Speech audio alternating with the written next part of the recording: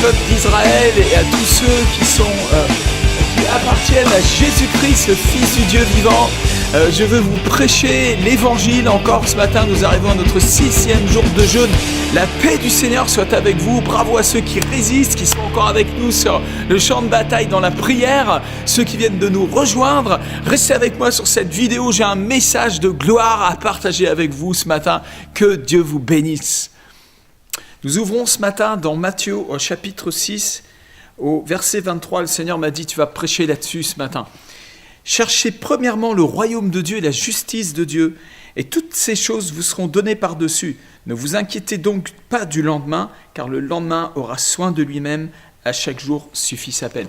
Seigneur, merci pour l'onction, pour prêcher, pour prophétiser sur cette année 2017. Merci Père pour ce temps de jeûne, de prière avec mes frères, mes sœurs, un peu partout dans le monde, il y en a, et particulièrement dans la francophonie. Et Seigneur, je bénis toutes ces personnes qui se tiennent sur la brèche avec moi dans le jeûne. Et je crois, Seigneur, que tu as étendu vraiment ton manteau sur nous, tu as répandu ton feu dans nos parvis, Seigneur. Je crois que tu es en train de déverser dans nos cœurs vraiment une pureté qui va nous permettre de discerner les esprits. Merci, Seigneur, parce que tu es en train de nous oindre, Seigneur, de la manifestation de ta gloire, Seigneur, et tu nous donnes vraiment l'autorité dans la prière, la clé de ton amour, Seigneur, la clé de ta grâce, Seigneur. Par ta grâce, nous sommes sauvés, par ta grâce, nous sommes bénis.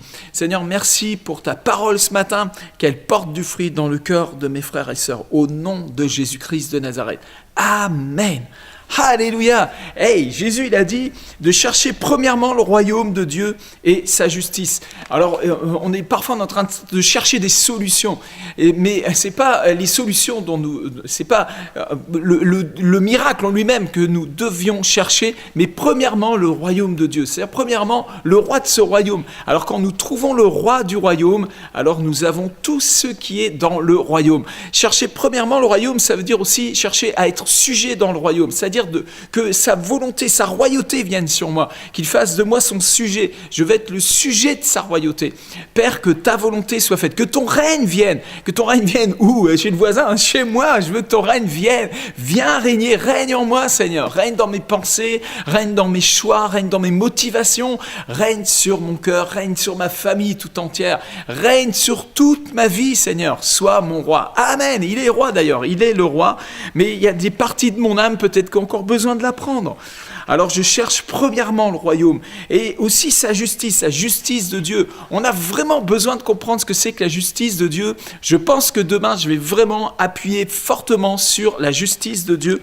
Mais j'aimerais apporter quelque chose ce matin par rapport au texte en lui-même de Matthieu, chapitre 6, à partir du verset 33. En fait, toute cette histoire commence au verset 19. Ne vous amassez pas des trésors sur la terre où la teigne et la rouille détruisent et où les voleurs percent et dérobent, mais amassez-vous des trésors dans le ciel où la teigne et la rouille ne détruisent point et où les voleurs ne percent ni ne dérobent, car là où est ton trésor, là aussi sera ton cœur. L'œil est la lampe du corps. Si ton œil est en bon état, tout ton corps sera éclairé. Mais si ton œil est en mauvais état, tout ton corps sera dans les ténèbres. Si donc la lumière qui est en toi est ténèbres, combien seront grandes ces ténèbres? Nul ne peut servir de maître, car ou il haïra l'un et aimera l'autre, ou il s'attachera à l'un et méprisera l'autre. Vous ne pouvez servir Dieu et Mammon. C'est pourquoi je vous dis, ne vous inquiétez pas pour votre vie de ce que vous mangerez, ni pour votre corps de quoi vous serez vêtus. La vie n'est-elle pas plus que le vêtement? Regardez les oiseaux du ciel, ils ne sèment ni ne moissonnent, ils n'amassent rien dans des greniers, et votre Père céleste les nourrit. Ne valez-vous pas beaucoup plus qu'eux? Qui de vous, par ses inquiétudes, peut ajouter une coudée à la durée de sa vie?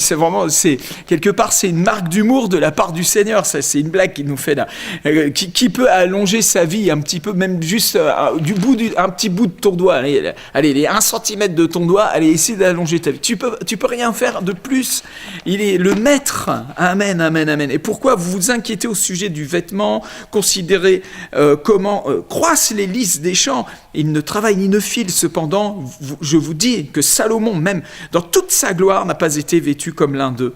Et si Dieu revêt ainsi l'herbe des champs qui existe aujourd'hui et qui demain sera jetée au four, ne vous vêtira-t-il pas à plus forte raison, gens de peu de foi? Ne vous inquiétez donc point et ne dites pas que mangerons-nous, que boirons-nous, de quoi serons-nous vêtus? Car toutes ces choses, ce sont les païens qui les cherchent. Votre Père Céleste sait que vous en avez besoin. Alléluia! Cherchez premièrement le royaume de Dieu et sa justice, et toutes ces choses vous seront données par-dessus, c'est-à-dire par surcroît, c'est-à-dire en abondance. C'est-à-dire que Dieu n'est pas un radin qui est là, qui retient la bénédiction. Au contraire, il nous a bénis de toutes sortes de bénédictions spirituelles dans les lieux célestes. J'aimerais ouvrir 2 petits volets dans le texte qu'on vient de lire. Premièrement, il dit « Ne vous amassez pas des trésors sur la terre où la teigne et la rouille détruisent. » Si vous allez dans les traductions plus anciennes, vous allez trouver en fait « Ne thésaurisez pas des trésors sur la terre. » Amen. Ne thésaurisez pas. Et le mot thésauriser est un verbe intransitif, c'est-à-dire que vous ne pouvez l'utiliser que pour une notion. Et cette notion est une notion financière. Et dans le texte grec, c'est thésauriser. C'est vraiment le mot thésauriser qui doit être traduit. Mais c'est gênant pour un traducteur. On se dit, mais comment thésauriser au ciel? On ne peut pas mettre de l'argent, des euros ou des dollars au ciel. Ça n'a pas de sens. Parce qu'il dit, ne thésaurisez pas sur terre. Ok, sur terre, on peut comprendre. Mais après, il dit de thésauriser au ciel. Ça n'a pas de sens. Mais ça a un sens dans la bouche du Christ parce que le Seigneur ne parle pas de façon charnelle, mais il parle de façon spirituelle. Ses paroles sont esprit et vie. Et il faut comprendre une chose, c'est que toute chose est spirituelle, y compris l'argent. L'argent est spirituel. D'ailleurs, il peut être un Dieu. D'ailleurs, vous ne pouvez servir ni soit Dieu, soit Mammon. C'est 2 sortes de dieux. C'est 2 mondes spirituels en réalité. L'argent est un monde spirituel. D'ailleurs, on parle du serpent monétaire et l'argent est spirituel. Il y a une spiritualité derrière l'argent. L'argent était entreposé dans le trésor du temple dans l'Ancien Testament et même au temps de Jésus, il y avait le temple et il y avait le trésor du temple. Et cet argent est spirituel, il a une connexion avec le ciel. Et quand il dit de ne pas thésauriser sur terre, mais de thésauriser dans le ciel, il est en train de dire que en fait, notre finance doit fonctionner en communion avec le ciel. C'est ça qu'il est en train de dire. Il est en train de dire que notre cœur ne doit pas être attaché à l'argent, mais que notre cœur doit être attaché au ciel, attaché au royaume, attaché au Dieu vivant. Et l'argent, lui, il suit derrière. C'est un très mauvais maître, mais c'est un bon serviteur. Mais pourquoi il y a des gens qui sont attachés à l'argent? C'est parce qu'ils ont une crainte à l'intérieur, une peur. Ils n'ont pas été délivrés, en réalité, de la crainte du lendemain. C'est pourquoi il leur dit, mais ne vous inquiétez pas pour votre vie, arrêtez de vous prendre la tête avec ça, parce que de toute manière, mon Père est bien au-delà de tout ça. Et il est bien plus grand que juste ton petit besoin là, de demain, d'aujourd'hui. Amen. Croyons dans ce Dieu vivant, mettons notre foi dans le Dieu Tout-Puissant. Amen, amen, amen.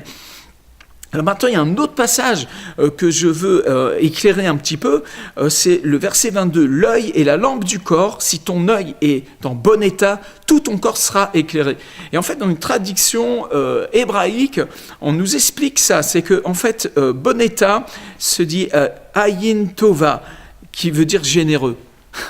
Et mauvais état, yain ra'a, qui veut dire avare. L'inverse de la générosité, c'est l'avarice. L'inverse de l'avarice, c'est la générosité. Et on voit que Jésus dit, si ton œil, l'œil est la lampe du corps, si ton œil est généreux, tout ton corps sera dans la lumière. C'est-à-dire la générosité vous fait entrer dans la lumière. Même des gens qui ne sont pas croyants, qui sont généreux, il y a une lumière sur eux. Il y a quelque chose, ils goûtent à quelque chose de Dieu. Dieu est amour, et celui qui aime a connu Dieu, nous dit l'épître de Jean. Et les gens qui ont de l'amour pour leur prochain, qui aiment leur prochain, sans même connaître Dieu, sont déjà en train de pratiquer le commandement du Seigneur. Et il y a la générosité vous plonge dans la lumière. Des gens généreux sont des gens qui sont semés dans la vie des autres et qui automatiquement se multiplient, ils sont dans une logique du ciel, une logique du royaume. Et la générosité va vous conduire au cœur du royaume. il n'y a pas plus généreux que Dieu lui-même. Il nous a tellement aimés qu'il a donné son Fils en sacrifice sur la croix. Alors nous prenons le chemin du Seigneur et nous cherchons premièrement le royaume de Dieu et sa justice. Nous ne mettons pas nos soucis dans les bureaux. Là. On a tendance à mettre les soucis dans les bureaux et c'est les soucis qui commencent à gérer le bureau. Non, les soucis, on les jette. Alléluia, la Bible dit, jetez tous vos soucis en Christ, car lui-même prend soin de vous. Ah, c'est bon. La Bible dit qu'il y a un Shabbat, qu'il y a un repos pour le peuple de Dieu. J'aimerais aller un peu plus loin avec vous dans la parole de Dieu. Restez avec moi sur cette vidéo. Nous allons voir un autre passage des Écritures qui est vraiment puissant. Tout à l'heure, j'ai commencé la vidéo en souhaitant Shabbat Shalom au peuple d'Israël et à tous ceux qui sont en Jésus-Christ. J'aimerais vraiment qu'on soit très très clair sur le sujet parce qu'il y a un risque, un danger de tomber dans une forme d'idolâtrie d'Israël, de l'israélomania. Alors nous aimons Israël, nous bénissons le peuple juif, mais nous aimons tous les peuples de la terre, mais particulièrement Israël à cause de la promesse que Dieu a donnée à ce peuple et leur place dans le plan de Dieu, y compris dans la fin des temps et pour l'éternité. Après tout, la grande ville, la cité céleste s'appelle Yerushalayim en hébreu. Amen. D'ailleurs, je viens de dire Amen, c'est de l'hébreu. Et Dieu aime son peuple. Et il a confié des lois à son peuple. Et l'une des lois, c'est le Shabbat. Mais sommes-nous tenus, nous, les chrétiens, les enfants de Dieu, nés de nouveau, les born again, ceux qui appartiennent au Christ, de faire le Shabbat? Alors là, j'aimerais vraiment qu'on soit clair là-dessus. Il dit, donc, dans l'Épître aux Hébreux, nous lisons car si Josué leur avait donné le repos, Dieu ne parlerait pas après cela d'un autre jour. Il y a donc un repos de Shabbat réservé au peuple de Dieu, car celui qui entre dans le repos de Dieu se repose de ses œuvres comme Dieu s'est reposé des siennes. Empressons-nous donc d'entrer dans ce repos afin que personne tombe en donnant le même exemple de désobéissance, car la parole de Dieu est vivante et efficace, plus tranchante qu'une épée quelconque à 2 tranchants, pénétrante jusqu'à partager âme et esprit, jointure et moelle. Elle juge les sentiments et les pensées du cœur. Nulle créature n'est cachée devant lui, mais tout est nu et découvert aux yeux de celui à qui nous devons rendre compte. Alors il y a un Shabbat, et ce Shabbat, c'est pas une pratique religieuse là maintenant, mais c'est un Shabbat de gloire, c'est-à-dire que Christ est notre paix, Christ est notre Shabbat en fait. Il y a un jour du Seigneur dans lequel nous sommes invités à entrer. Ce jour est un jour de gloire, un jour de résurrection, un jour qui a commencé il y a 2000 ans et qui ne finira plus jamais. Ce jour est vie éternelle, ce jour est bénédiction sans limite. Et en fait, à ceux qui ont reçu Jésus-Christ comme Sauveur et Seigneur, ils ont reçu la vie éternelle, le pardon des péchés, une réconciliation complète, totale avec le Père. Vos péchés ont été pardonnés. Il n'y a plus de condamnation pour ceux qui sont en Yeshua HaMashiach, en Jésus-Christ. Il a payé le prix à la croix. Il a accompli la loi. Il a accompli la justice de la loi. Et vous avez été rendus justes aux yeux de Dieu par son sacrifice. Et juste par la foi, nous entrons dans cette justice. Juste par la foi, nous entrons dans le Shabbat, dans la paix avec Dieu, dans la paix en Dieu. Et nous pouvons nous reposer de nos œuvres. Vous n'avez pas besoin de faire des œuvres pour plaire à Dieu. Vous n'avez pas besoin de faire un Shabbat et d'allumer des bougies pour plaire à Dieu. Vous faites ça, mais c'est pas un péché. Mais si vous pensez que vous êtes juste en pratiquant le Shabbat religieux, alors là, vous êtes en train de commencer à glisser. Et je vous conseille d'étudier l'épître aux Galates, où il dit clairement que celui qui se fait circoncire, eh bien, est déchu de la grâce. Et vous retombez sous la loi et vous devez pratiquer toute la loi. Et si vous péchez contre un seul des commandements, une seule des lois, eh bien, automatiquement, vous êtes considéré comme injuste. Et les injustes n'hériteront point le royaume de Dieu. Donc la justice, elle vient autrement que par la pratique de la religion. Elle vient par la foi en Jésus-Christ qui a accompli la justice de la loi. Amen. Alors, quand nous recherchons premièrement le royaume de Dieu et sa justice, eh bien, nous embrassons cette vérité, parce que c'est l'évangile. L'évangile, c'est qu'il a effacé l'acte dont les ordonnances nous condamnaient et il l'a cloué à la croix, il a dépouillé les autorités, les dominations, il les a livrées publiquement en spectacle, en triomphant d'elles par la croix. Nous sommes entrés dans un Shabbat éternel. Alors je peux dire Shabbat Shalom tous les jours de ma vie maintenant. Chaque jour est Shabbat Shalom. Alléluia, 365 jours par 300. Shabbat Shalom, gloire à Dieu. Et en fait, nous sonnons pas le shofar selon le judaïsme qui annonce le Shabbat, et puis après on ne fait plus de shofar jusqu'à ce que le Shabbat soit passé. Bon, quand on est en Israël, pour respecter les Juifs, on ne le fait pas, mais nous sommes complètement libres. Christ m'a affranchi pour la liberté. Je peux faire de la guérison le jour du Shabbat. Je peux sonner le shofar le jour du Shabbat. Dieu m'a libéré. Je suis pas sous une religion religieuse. Je suis sous la bénédiction du Père. Je suis un fils du Dieu vivant. Béni, béni, béni, béni. Et c'est vraiment une bonne nouvelle. Maintenant, j'aimerais dire un autre passage qui est super fort, qui est vraiment extraordinaire et qui est vraiment une bombe contre l'esprit antisémite. Dans Éphésiens chapitre 2, à partir du verset 11, nous lisons « C'est pourquoi vous, autrefois païens dans la chair, appelés incirconcis par ceux qu'on appelle circoncis et qui le sont en la chair par la main de l'homme, souvenez-vous que vous étiez en ce temps-là sans Christ, privés du droit de cité en Israël, étrangers aux alliances de la promesse, sans espérance et sans Dieu dans le monde. Mais maintenant, en Jésus-Christ, vous qui étiez jadis éloignés, vous avez été rapprochés par le sang de Christ, car il est notre paix. Lui qui des deux n'en a fait qu'un et qui a renversé le mur de séparation, l'inimitié, ayant anéanti par sa chair la loi des ordonnances dans ses prescriptions, c'est-à-dire le régime de la loi. La loi, elle est toujours là, bien droite dans ses bottes. L'adultère, c'est l'adultère, l'idolâtrie, c'est l'idolâtrie. Mais nous ne sommes plus sous le régime de la loi, nous avons embrassé une autre dimension. Et c'est ça qu'on a besoin d'entendre. Il a voulu créer en lui-même, avec les deux, un seul homme nouveau, en établissant la paix et les réconcilier avec Dieu l'un et l'autre en un seul corps par la croix, en détruisant par elle l'inimitié. Il est venu annoncer la paix à vous qui étiez loin et la paix à ceux qui étaient près. Car par lui, les uns et les autres, nous avons accès au Père, auprès du Père, dans un même esprit. Waouh, waouh, waouh. Cherchez premièrement le royaume de Dieu, sa justice. On a accès au Père. Nous ne sommes pas séparés de Dieu, c'est le contraire. Nous avons été réconciliés.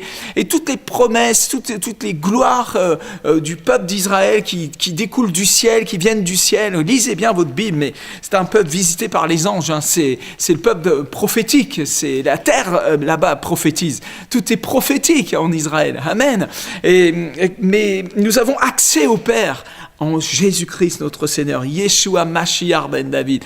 Que le Seigneur vous bénisse, que la paix de Dieu soit avec vous. Cherchez premièrement le royaume de Dieu, sa justice.